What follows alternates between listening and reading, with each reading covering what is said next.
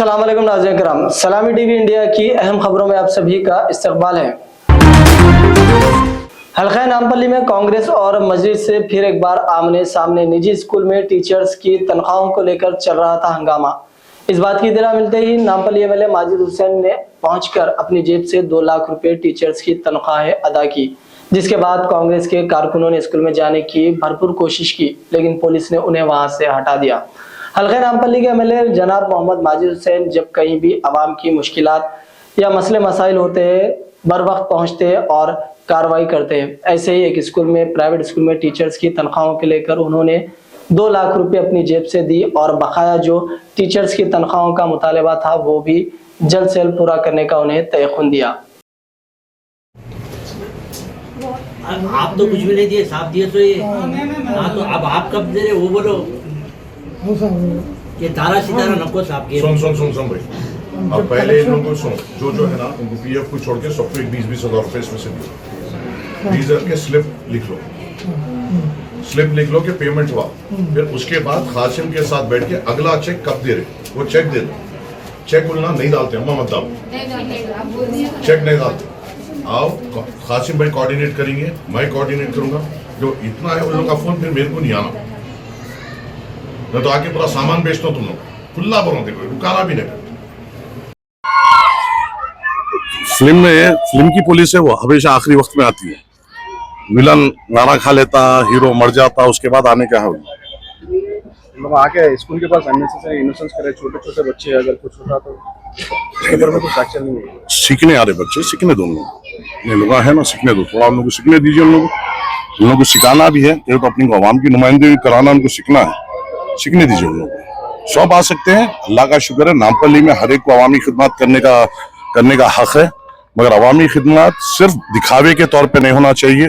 अवामी खिदमत ये है कि वक्त पे आप पहुंचे। अवामी खिदमत ये है कि सामने वालों के मसाइल समझे, उसको हल करें, चाहे उसका बोझ आपको उठाना पड़े। ये अवामी खिदमत है और ये तरीका और ये तालीम हमको असदुद्दीन अवीसी साहब से मिली। अभी बहुत सीखना बाकी है। खाबी आए जमगट्टा जमाए, इससे अवामी खिदमत नहीं होती है।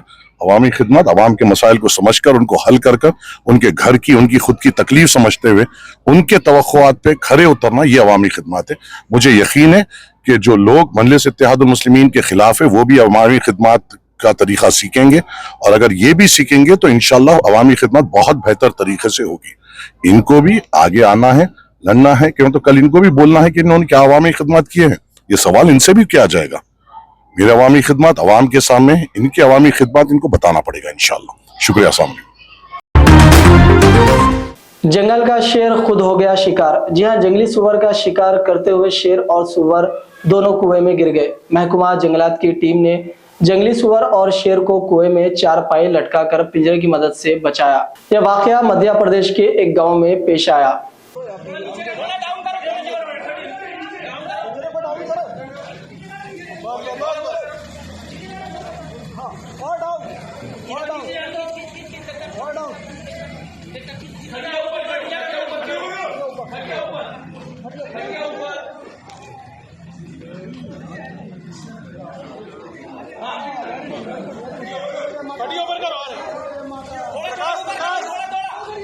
मोबाइल बंद करो, वाला काम सुनो, जल्दी जल्दी।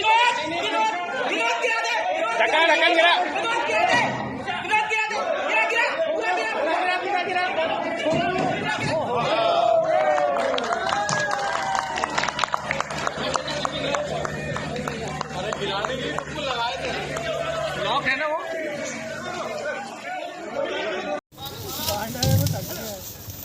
ये रिलीज करते हुए वाइल्ड बोर को रिलीज करते हुए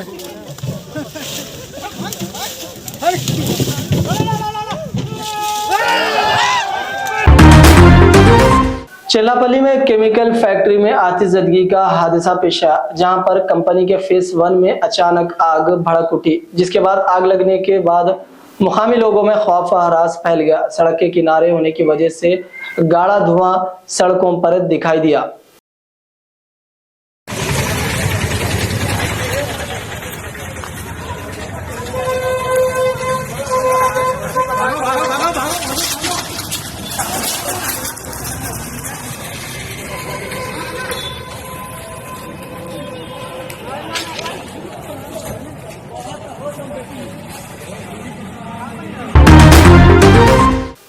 जाने के बाद पूरे ऑटो वालों की जिंदगी खराब हो चुकी है। अब के ऐसा नहीं आएंगे आप लोग, अब के खतरनाक तरीके से आएंगे। सिग्नल पर केटीआर से मुलाकात के दौरान ऑटो वाले ने की अपने दिल की बात। असेंबली जाने के दौरान सिग्नल पर केटीआर की होमगार्ड और ऑटो वालों से हुई बातचीत। जाने के बाद तो पूरा ऑटो वाले का जिंदगी खराब कर दिया है। कोई बात नहीं, वापस आएंगे इंशाल्लाह, जल्दी आएंगे। वो साहब आपके ऐसा नहीं आएंगे, आप आपके ऐसा नहीं आएंगे, बहुत खतरनाक आएंगे आप लोग। तूफान आएगा देखो। అయ్యి బాగున్నారా? ఇక్కడ వెంకటేశ్వర్ మీది ఎక్కడ? ఆంధ్రాలో ఎక్కడ? గిద్దలూరా. మీరన్నా? Palnadu sir. Palnadu, very nice. ఇక్కడ ఏం చేస్తున్నారు మీరు అందరూ? హోమ్ గార్డ్సా? Very nice. ఇప్పుడంతా తెలంగాణ హోమ్ గార్డ్సేనా? ఎంత పెరిగింది మీ జీతం కేసీఆర్ గారి టైంలో? తమరు ఉన్నప్పుడే బాగుంది సార్. ఎంత పెరిగింది? అప్పుడు 20 చిల్లర ట్రిపుల్ పెరిగింది సార్. 9,000 27,000 అయింది కదా? అవును సార్, అవును సార్. ఇప్పుడు ఏం లేదు సార్, 36 వరకు వచ్చింది. 36 వరకు వచ్చింది. మళ్ళీ వద్దాం తప్పకుండా సార్. రావాలన్నా థ్యాంక్ యూ సార్ 8 లక్షల కుటుంబాలు రోడ్డు మీద పడ్డాయి సార్. बस फ्री చేసుకోవచ్చు. हम आपका देख लेंगे, बेफिक्र रहो सर. तो कोई परेशानी नहीं थी सर. आप जाने के बाद तो पूरा ऑटो वाले का जिंदगी खराब कर दिया है. कोई बात नहीं, वापस आएंगे इंशाल्लाह, जल्दी आएंगे. वो साहब आपके ऐसा नहीं आएंगे, आप आपके ऐसा नहीं आएंगे, बहुत खतरनाक आएंगे आप लोग. तूफान आएगा देखो. साहब का तो आवाज बुलंद है. असेंबली में हो कहीं भी हो. సీత ఏం పేరు? శ్రీనివాస్ రెడ్డి. సీత ఎక్కడ సీన్ ఉండేది? పెద్దపల్లి సార్. పెద్దపల్లి. दिल्ली में आज पोलिंग डे है और दिन के 3 बजे तक दिल्ली में 46.55% वोटिंग हुई है। मुस्लिम अक्सरियती हल्का मुस्तफाबाद में सबसे ज्यादा लोगों ने किया हक राय दही का इस्तेमाल।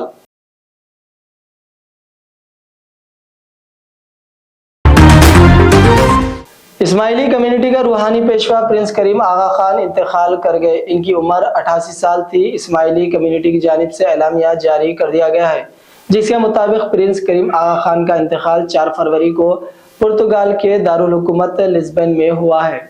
मौलाना शाह करीमुल हुसैन इस्माइली कम्युनिटी के 49वें इमाम थे। बताया गया है कि उनके इंतकाल के वक्त अरकान ख़ानदान उनके पास मौजूद थे। प्रिंस करीम आगा खान के जानशीन की नामजदगी इस्माइली रिवायात के मुताबिक कर दी गई। इस्माइली इमामत के दीवान के मुताबिक प्रिंस करीम आगा खान इस्माइली मुस्लिम कम्युनिटी के 49वें इमाम यानी रूहानी लीडर थे।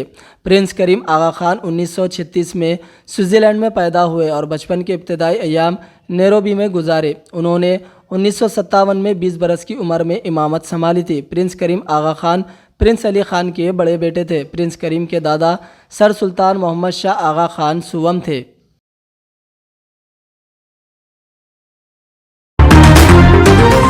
राहुल गांधी ने जात पर मुबनी मर्दमशुमारी का मुतालिबा फिर से दोहराया। दलितों को आला ओहदे पर देखने की ख्वाहिश का भी इजहार किया।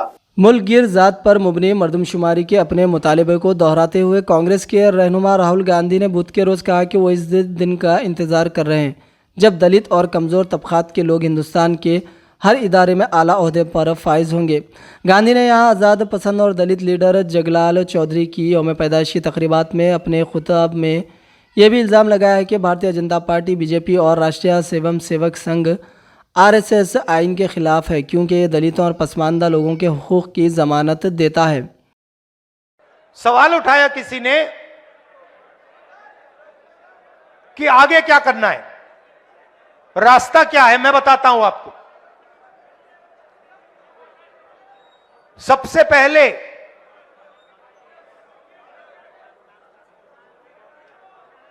पहले यह पता लगाना है कि सचमुच में किसकी कितनी आबादी है और किसको कितनी भागीदारी मिल रही है।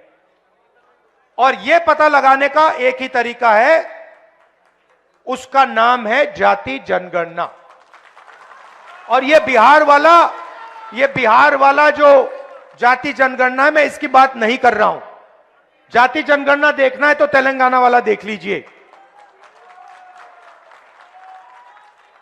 तो जाति जनगणना क्या है, मैं आपको समझाना चाहता हूं। जाति जनगणना सिर्फ सर्वे नहीं है, पहला कदम है। जैसे चोट लगती है, मैडम आपको कभी चोट लगी है? हाथ टूटा है कभी आपका? आप अस्पताल गई थी, डॉक्टर ने पहले आपसे क्या कहा? एक्सरे कराना है, कहा नहीं कहा? किसी को चोट लगती है, डॉक्टर पहली चीज कहता है भाई देखो एक्सरे कराओ। तो पहला कदम एक्सरे का है। जाति जनगणना हमें यह बता देगा कि दलित कौन है, आदिवासी कौन है, पिछड़े वर्ग के लोग कौन है, माइनॉरिटी कौन है, जनरल कास्ट कौन है, गरीब जनरल कास्ट कौन है, यह सब पता लग जाएगा। उसके बाद हम दूसरा काम शुरू करेंगे। हम हिंदुस्तान की सारी संस्थाओं की लिस्ट निकालेंगे, इंस्टीट्यूशंस की लिस्ट निकालेंगे, चाहे वो जुडिशरी हो, ब्यूरोक्रेसी हो, सब इंस्टीट्यूशन की लिस्ट निकालेंगे। उसमें पता लगाएंगे कि मीडिया में दलितों की असलियत में कितनी भागीदारी है, कॉर्पोरेट इंडिया में असलियत में दलितों की कितनी भागीदारी है, ब्यूरोक्रेसी में असलियत में कितनी भागीदारी। वजीर आजम नरेंद्र मोदी ने महाकुंभ में लगाई डुबकी, कहा संगम में स्नान करना एक रूहानी लम्हा है, मैं अकीदत के एहसास से हो गया लेबरेज। वजीर आजम नरेंद्र मोदी ने आज प्रयागराज में जारी महाकुंभ में पोतर डुबकी ली। पीएम मोदी ने त्रिवेणी संगम में स्नान किया। इस मौके पर उन्होंने जाफरानी रंग के कपड़े पहन रखे थे। उनके गले में और हाथ में रुद्राक्ष की माला थी। पीएम मोदी ने मंत्रों की जाप के दरमियान संगम में स्नान डुबकी ली। वजीर आजम नरेंद्र मोदी ने खुद सोशल मीडिया प्लेटफॉर्म एक्स पर पोस्ट कर महाकुंभ स्नान के बारे में जानकारी दी। उन्होंने लिखा कि प्रयागराज में महाकुंभ में आने के बाद वो खुद को खुश नसीब महसूस करते हैं। संगम में स्नान करना ये एक रूहानी लम्हा है और इसमें शिरकत करने वाले लाखों लोगों की तरह मैं भी अकीदत के एहसास से भर गया।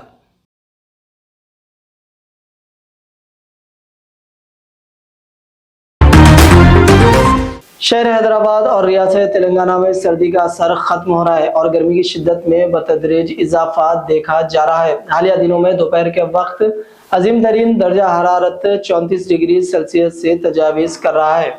महकमा मौसमियात के मुताबिक आने वाले दिनों में गर्मी की शिद्दत में मजीद इजाफा हो सकता है। हैदराबाद के महकमा मौसमियात ने पेश क़यासी की है कि रियासत में अगले 3 दिनों के दौरान दर्जा हरारत मामूल से तकरीबन 3 डिग्री से ज़्यादा रहने का इम्कान है। इस दौरान मौसम खुश रहेगा, ताहम कुछ अजला में सुबह के वक्त कोहर छाई रह सकती है।